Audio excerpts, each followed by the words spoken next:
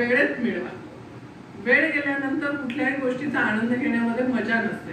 त्यामुळे मी तुम्हाला या निमित्ताने हेच सांगेल की आपण सगळ्या जणांनी आनंद मिळवण्यासाठी झटलं पाहिजे आणि दुसऱ्याच्या आनंदासाठी प्रयत्न केले पाहिजे.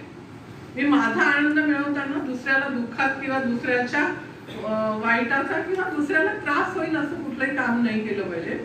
आनंद मिळवणं माझं कर्तव्य आहे आणि मी सगळ्यांना आनंद वाटणार आहे. म्हणजे आपण आनंद वाटणारे होऊया असं मला नेहमी वाटतं. आणि कोरोना नंतर तर आपल्याला आयुष्याने खूप छान धडा दिलेला आहे. माहित नाहीये आपल्याला आजची वेळ आपली आहे.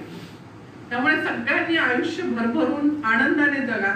या निमित्ताने मी आपल्याला सर्वांना एवढंच सांगेन. मी पुनश्च एकदा अलिबाग प्रेस असोसिएशन आणि आदर्श पतसंस्था या दोघांचे मनपूर्वक आभार मानेन. आणि आपण सर्वांनी माझं जे काही जीवनविषयक सार होतं ते शांतपणे ऐकून घेतलं त्याबद्दल मी मनपूर्वक आपल्या सर्वांचे आभार. धन्यवाद.